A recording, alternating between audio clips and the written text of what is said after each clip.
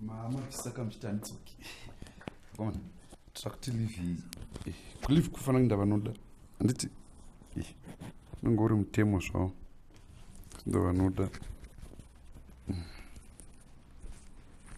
dai vanhu vaiziva kuti mune muchikanda muhomwe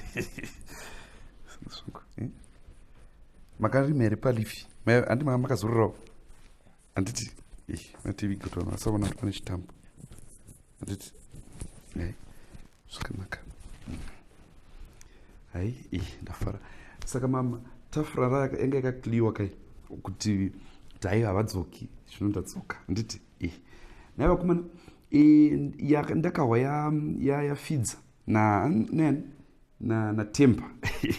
sanakisa zvangu ndaivona kana tiri kumunda ini rime inivone ndikati hai regai tivape signal handiti tavati varovani kana vatozvidai takuvapa mukana todana kumba taura namaizoro vakati hai ngavauye kumunda paya panositungana dhongeri nacharuveki papo dhiva handiti hai unosvikamira sei kunayo kumana ndipe zvinimborya mafurutsu sati ndatanga press conference handiti mbowana chokudya satatanga kokwai musikana uya wamatwins kwai papasina mutwini zvai komashaya rakanyatsoibva handiti akanyatsonaka aya aibudo aya anorukangara rwakaita kunge ane karuvara kasingabviri handiti tsukekanaka kanyatsokangara anovara chego chaigo handiti very good usada kukanganisa nyika kuda kupusvakanhora uruvara rwemabanana ukuziviwe kandokugona very good handiti kuti norya banana sezvariri handiti hai rakadai torakanyatsokuita karuvara chaiko handiti nyika yedu nyika yarifa handi munoziva kuti ndaitaura namai vachiti hai kana vokubhora vane kambo kavo kekuti zvose ndezvambuya Nehanda handiti ruvara gose ndegwambuya Nehanda uye tinorya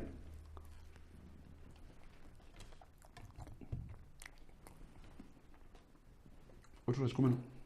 tirye chero kaviya murivo igreen tinorya izvi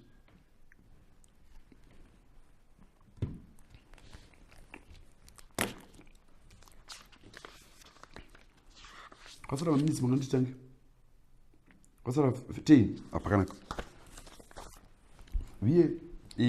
vanhu vangangwa nokuda kuziva handiti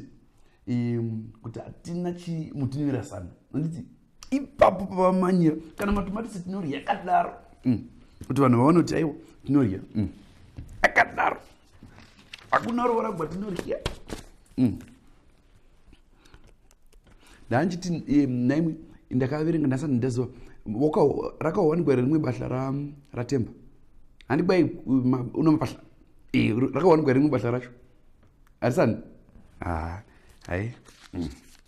apira here mafurutsu umanya mutora uye timonse satatanga tigwinya handiti mungakaronesa nyaya ruvara zvakanaka kana zvitsvuku tinorya ingava yellow kana ndedu handiti yambuya Nehanda kana zvitsvuku domanya nomunyu vya nomunyu svikomana manya nomunyu takwarwa tinaritope parutochani nopazi pane parutochani naritope tichiitawo kushangurira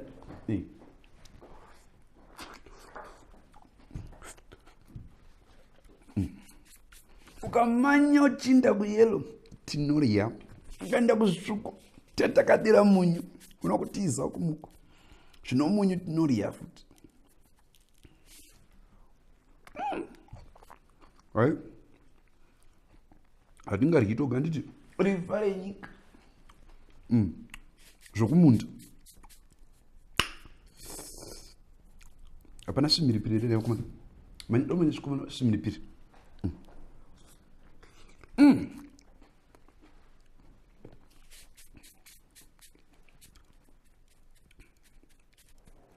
mbai vanhu vacharyiwa kutakura kasha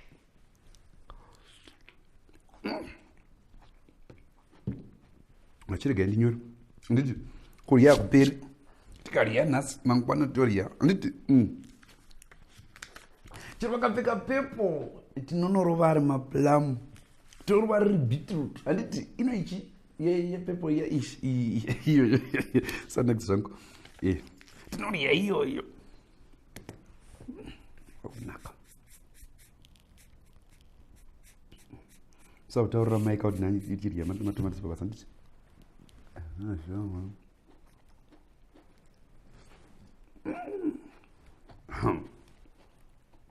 achiti ncharya rimwe mudoba mukuru atopinda mune piri redhi yagara inonaka asi haikundi yelo antiwa yelo inkakutapira iyo tapi isu iriye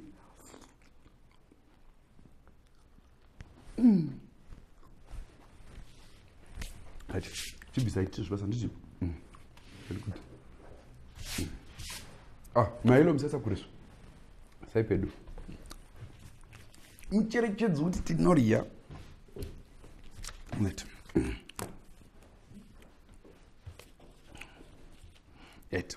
totigadzira nditi hai toita freestyle sanakita zvangu asi hana madhara vakamboningira paya hai itai tite freestyle handiti chabaka ndechingotanga mumwe musi nongoti fellow Zimbabweans, we have therefore put into law that every Zimbabwean munhu wose notendekwa kurya matomatisi chete handiti kuonekwa kabata haibodi kutamba zvangu handiti chigadzira titange vanhu vanga vamanyaka mutauni ungaita brisk business atimboisa zvimwe asi vanhu vanga ndinofarira red yellow todlafutisva